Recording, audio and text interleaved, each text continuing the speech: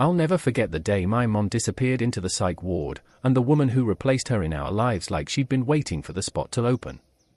For weeks after my mom was locked away, my dad was already dating her boss.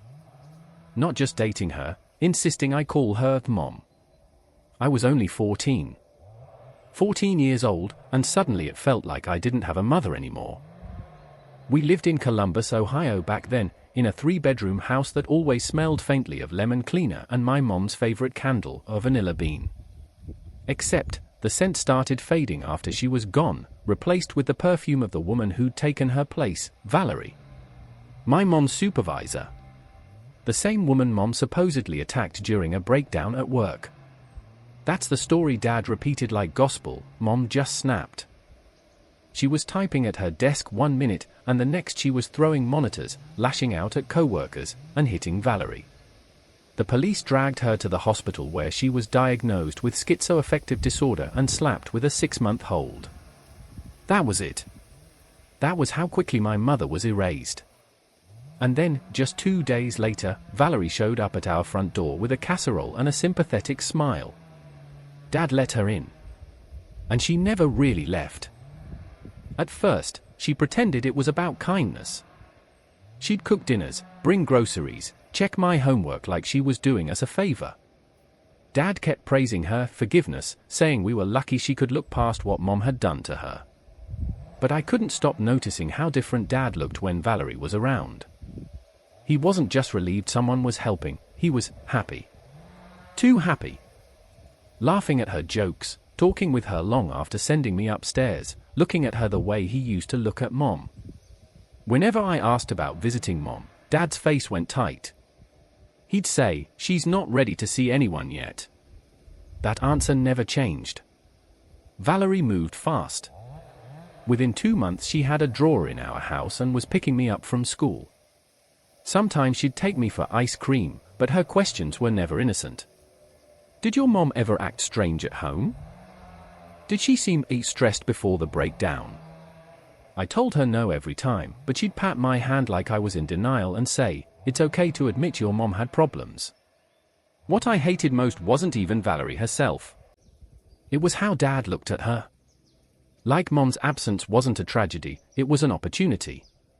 I counted down the days until Mom's release on a little paper calendar taped inside my closet. I thought maybe, just maybe, once she came home, things would snap back into place. But Valerie had other plans.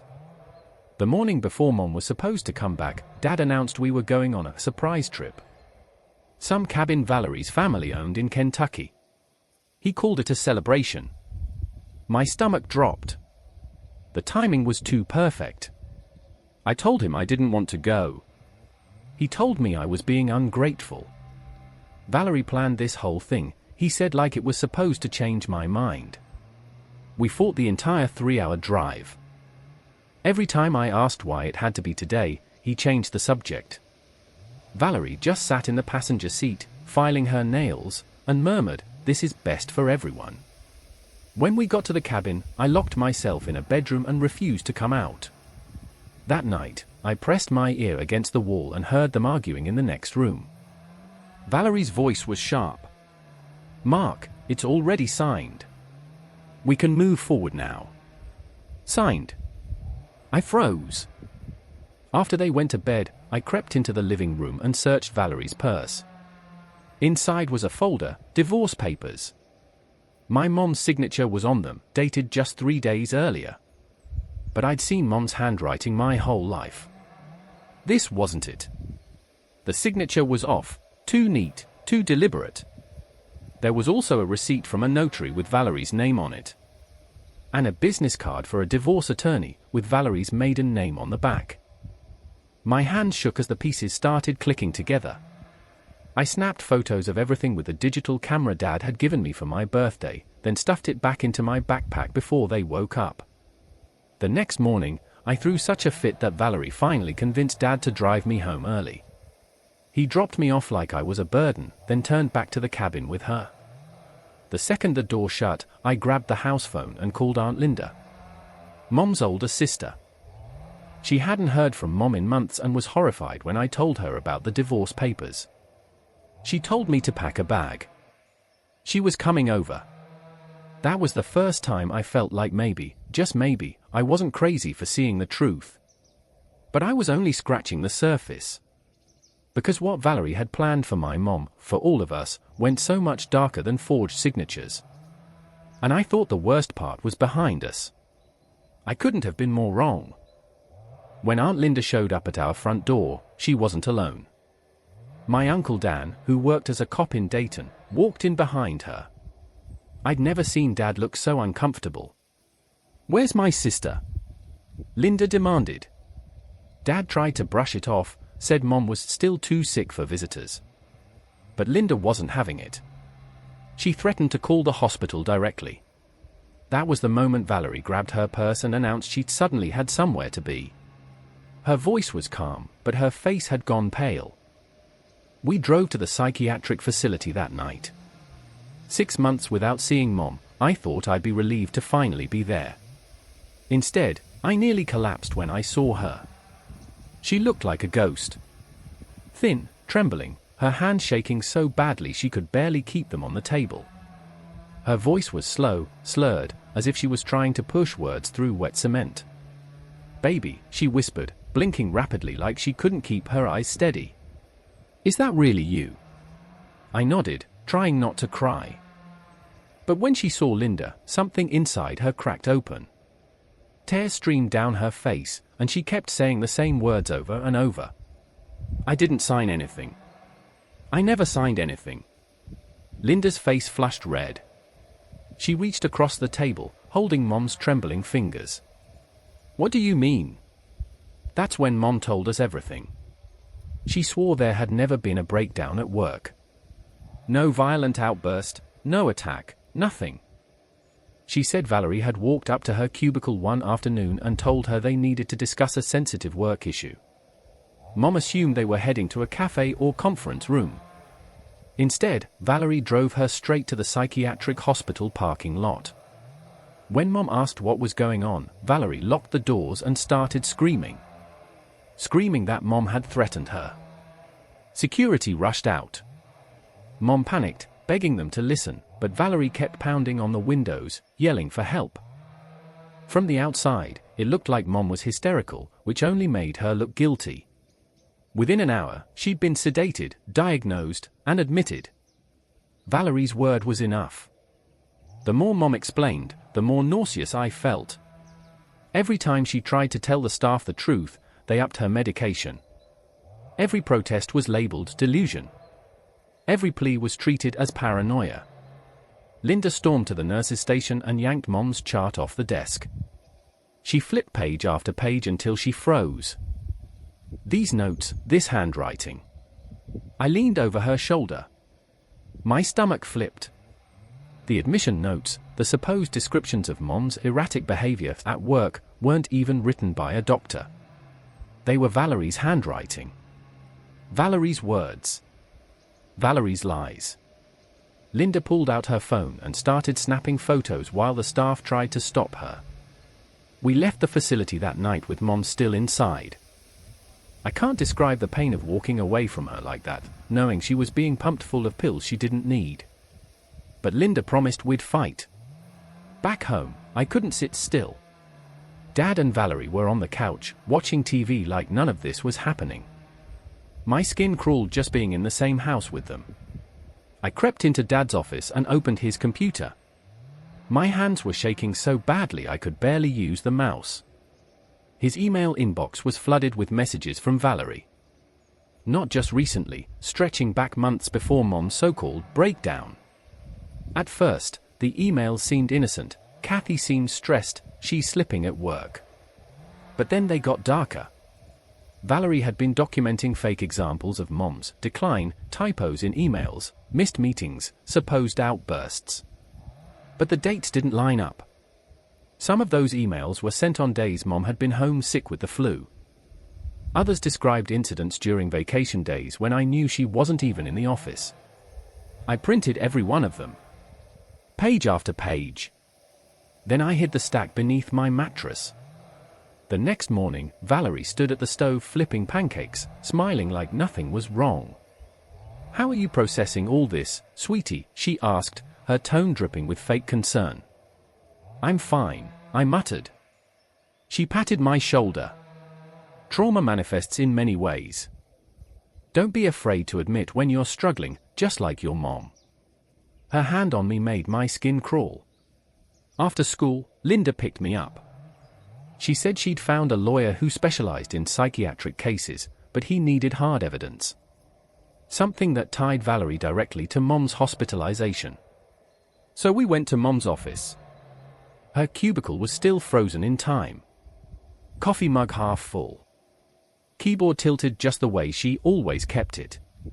Seeing it made my throat close. Mom's co-workers looked nervous when we started asking questions. They all repeated the same story Mom had been acting off for weeks. Sending bizarre emails. Talking about conspiracies. Do you still have those emails? Linda asked one of them, a woman named Alex. She pulled them up on her computer. My stomach dropped. The emails were full of random capitalization, missing words, rambling nonsense. Nothing like Mom's writing. And every single one had been sent during her lunch break, the one time she usually ate alone at her desk. I was about to leave when I spotted Valerie's desk across the office. A notebook lay open. Something about the handwriting snagged my attention. While Linda distracted the receptionist, I slipped over and flipped through it. My chest went tight. The notebook was full of drafted emails, written in Valerie's hand. The same odd capitalization.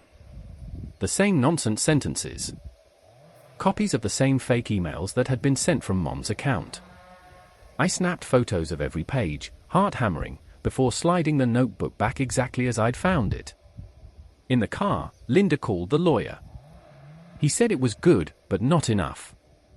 We needed proof that Valerie was still pulling strings, something undeniable. That night, I couldn't sleep.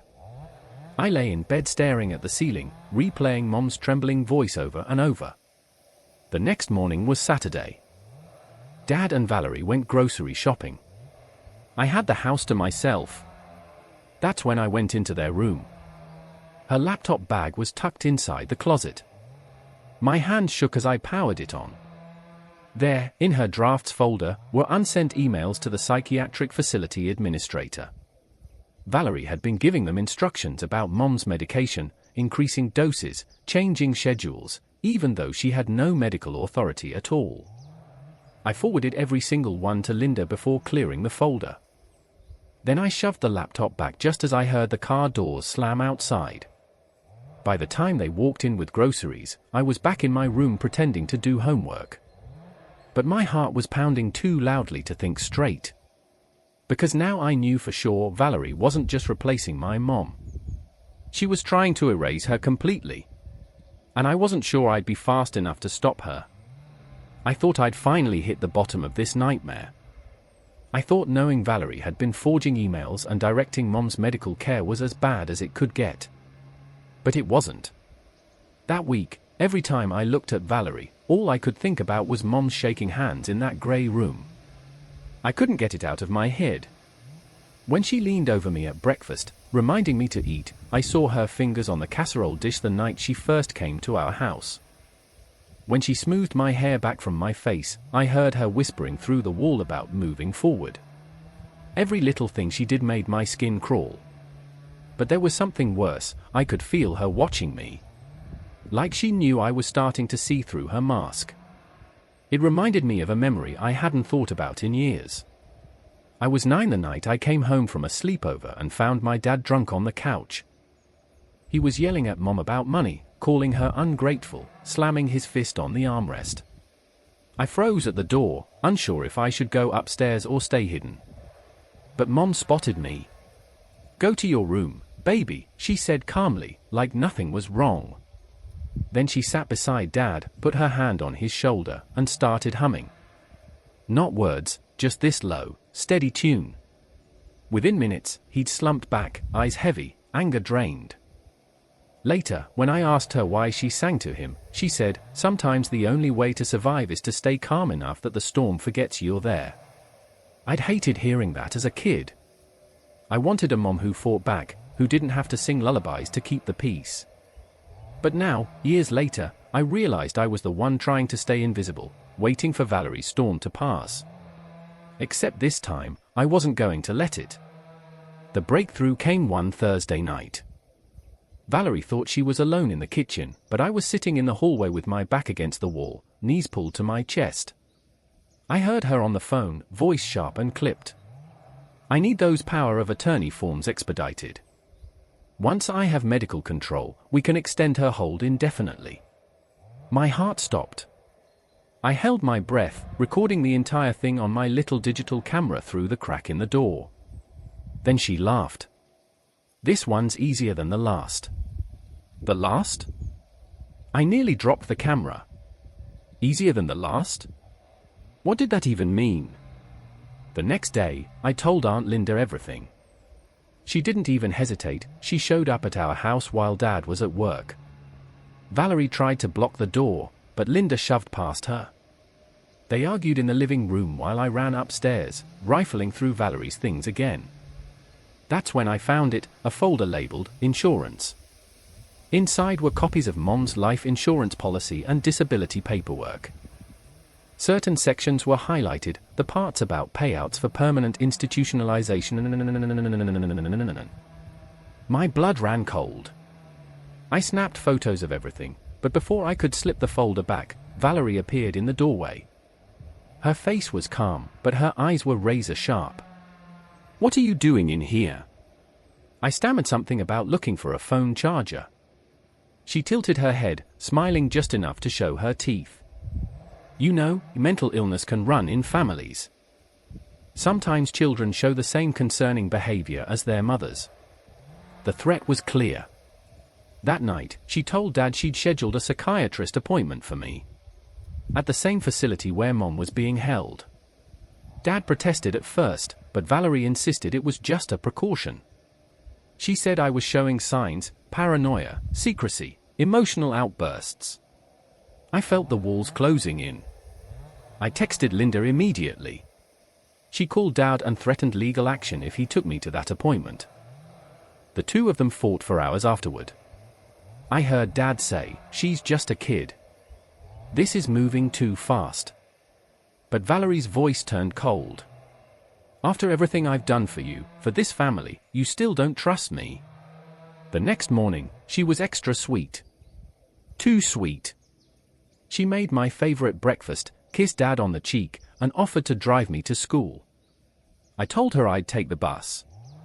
At school, I couldn't focus. My hands wouldn't stop shaking.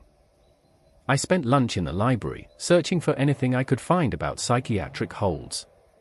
That's when I learned something crucial. By law, patients had to be evaluated regularly by independent doctors, not just facility staff. I printed the regulations and stuffed them in my backpack.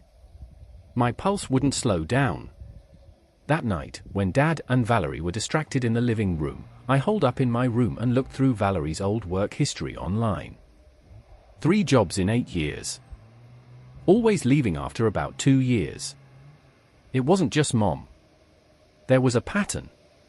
And I had a sinking feeling I wasn't the first kid forced to watch Valerie destroy a family from the inside. But I also knew something else, she was getting careless. And I could use that against her. What I didn't know yet was how dangerous that would make her. By the time Saturday rolled around, my nerves were shot. I'd been hiding evidence like a spy in my own house, photos, emails, recordings, printed laws stuffed under my mattress. Every day I told myself I was ready to expose Valerie, and every night I chickened out, imagining what she might do if she found out I was the one pulling at the threads. But she beat me to it. That afternoon, while Dad showered, Valerie made a phone call in the kitchen. I crept down the hallway, heart pounding, and held my digital camera up through the crack in the door. Her voice was sharp. "Yes, I need those power of attorney forms expedited. Once I have control, I can extend Kathy's hold indefinitely. The family's unstable, but that works in our favor. Make it quick."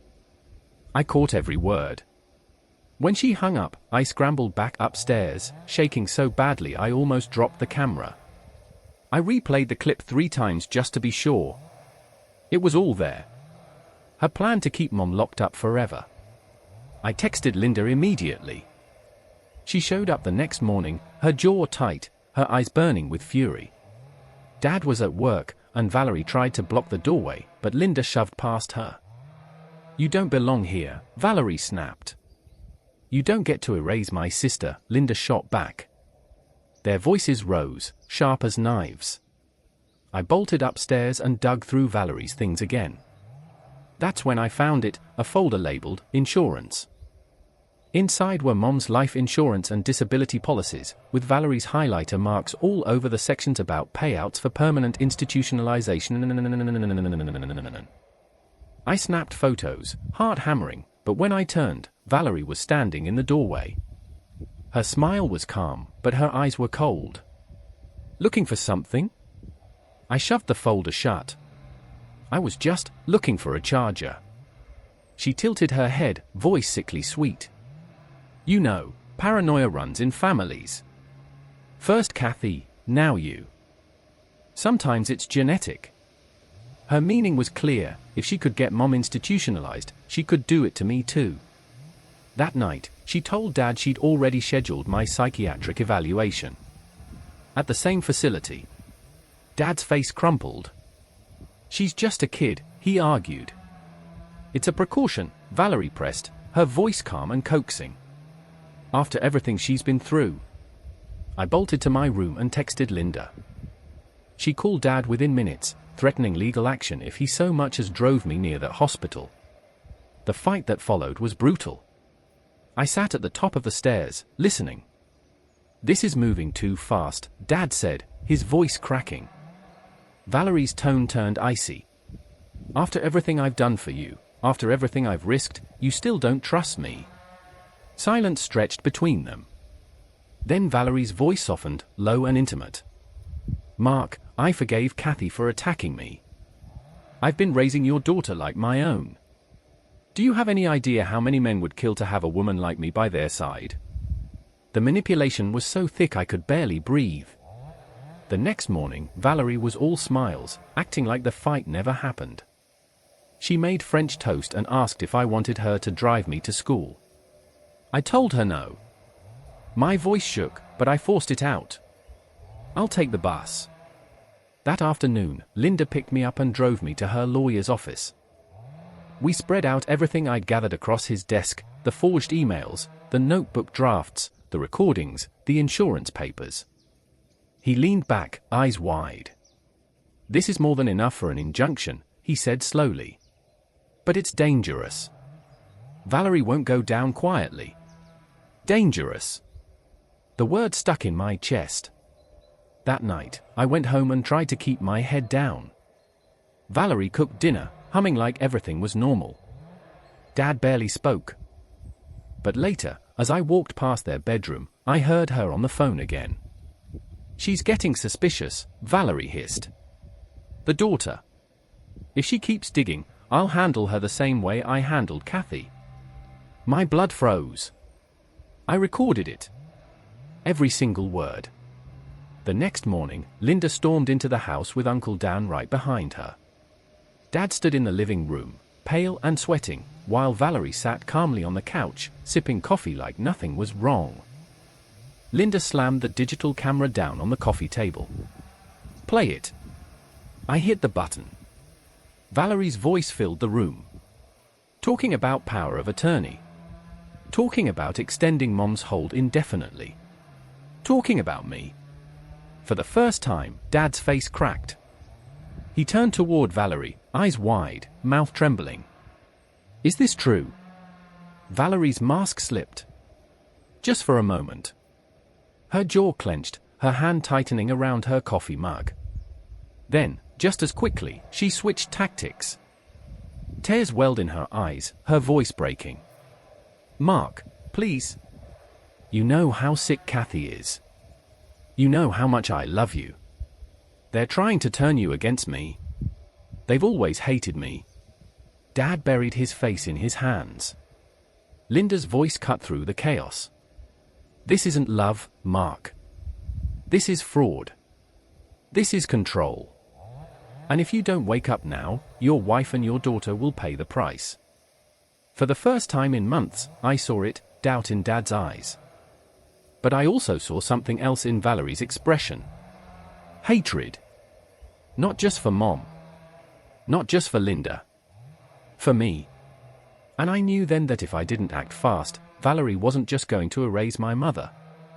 She was going to come for me next. The night after Linda confronted Valerie, I couldn't sleep. I lay in bed replaying her words on the recording, "I'll handle her the same way I handled Kathy." Every shadow in my room felt alive. Every creak of the floorboards made my chest tighten. I kept thinking about Mom, drugged and shaking in that facility, and I wondered if I'd be next. The next morning, Linda drove me and the evidence straight to her lawyer's office. He'd already filed an emergency petition overnight. By noon, we were standing in front of a judge. Valerie showed up with her brother, a sharp-suited divorce attorney with the same smug smile. Dad sat on the other side of the courtroom, looking hollow, like he'd aged 10 years in 1 week. The judge flipped through the files, listened to the recordings, and read the forged documents with narrowed eyes. Valerie's brother objected, calling me an impressionable teenager with a vivid imagination. But when the judge heard Valerie's voice on tape, cool and deliberate, talking about power of attorney and indefinite holds, the gallery gasped. The judge didn't hesitate. She ordered an independent psychiatric evaluation for Mom, effective immediately. She also issued a restraining order barring Valerie from contacting the facility or anyone in our family. For the first time in months, I felt a flicker of hope. We drove straight to the hospital with the court order in hand. The administrator tried to stall, claiming it would disrupt treatment. Linda's lawyer snapped back that treatment wasn't the word for what had been happening. Within the hour, an independent psychiatrist arrived. We watched through the glass as he sat with Mom. She could barely keep her eyes open, her speech slow and broken. My stomach twisted, but the psychiatrist was patient, gentle, asking questions, flipping through her medical file. 2 hours later, he stepped out, face grim. "Your mother shows no signs of schizoaffective disorder or any other condition warranting institutionalization. She's been grossly overmedicated. If anything, the facility's negligence has endangered her health." The administrator turned white as the psychiatrist laid out the violations. Medications without proper authorization. Treatment directives signed by Valerie, who had no medical or legal authority. Fraudulent notes, false reports. The judge's order forced them to release Mom immediately. When she stumbled out into the waiting room, barely able to walk, Linda and I caught her before she collapsed. Her hands trembled, her eyes couldn't focus, but she whispered, "You found me." We drove her to a regular hospital that night. Doctors confirmed what we feared: months of unnecessary drugs, dangerous dosages, damage that would take weeks, maybe months, to undo. As Mom slept in a clean white bed, I sat beside her holding her hand. She looked so fragile. But she was free. That should have been the end. But Valerie wasn't finished yet. The next week, she called Dad from a blocked number, claiming she was pregnant. Dad hung up immediately, but it rattled him. He looked like a broken man, pacing Linda's kitchen, saying over and over, "How could I have let this happen?" Linda's lawyer assured us that even if Valerie had been pregnant, it wouldn't change the charges building against her. Because by then, the police had enough. The administrator, the notary, even the therapist who signed off on the false evaluation, they were all under investigation. And with my recordings, the emails, the forged documents, and Mom's testimony, the case against Valerie was airtight. The day they arrested her, she was packing her car to leave town. Police found evidence she'd done this before, at least twice. Women institutionalized, husband stolen, insurance money cashed in. Her brother was arrested, too, for forging the divorce paperwork. The trial came months later. I sat in the courtroom as Mom testified about the day Valerie drove her to the facility, locked the doors, and screamed lies. Her hands shook, but her voice was steady. When it was my turn, I walked to the stand clutching my digital camera like a lifeline. I told the jury everything, the forged emails, the insurance folder, the recordings. Valerie's lawyer tried to paint me as a confused child. But when they played the clip of her laughing about keeping Mom indefinitely, the jury's faces hardened. Other women came forward too. One described how Valerie had drugged her coffee, leaving her disoriented until she was institutionalized. Another described forged emails just like Mom's. It was the same pattern over and over again. Valerie's calm mask cracked on the fourth day. When the prosecutor showed her bank records, insurance payouts matching Mom's hospitalization dates, she finally lost control. She screamed that we'd destroyed her life, that Mom really was sick, that I was just like her. Bailiffs dragged her out of the courtroom as she fought to keep talking. The jury didn't take long. Guilty. On all counts: fraud, conspiracy, false imprisonment, identity theft. 10 years in federal prison, plus restitution to every victim. When the sentence was read, Mom squeezed my hand so tightly it hurt. After the trial, things didn't magically go back to normal. Mom's recovery was slow. Her body had been weakened by the drugs, her mind scarred by the months stolen from her. Some nights she woke up trembling, swearing she heard Valerie's voice in the room. Dad tried to come back, apologizing over and over. I let him, slowly. But I never forgot how quickly he'd let Valerie replace Mom. That wound took longer to heal than anything else. We sold the house. Too many memories, too much poison in the walls. We moved into a small rental near Linda. Mom painted the kitchen yellow and planted herbs in the window. It wasn't much, but it was ours. Years later, I still think about the night I found those divorce papers in Valerie's purse. How easily I could have ignored the tight feeling in my stomach. How quickly everything could have ended differently. I was just 14, but I knew then what I still know now. If I hadn't fought for Mom, nobody would have.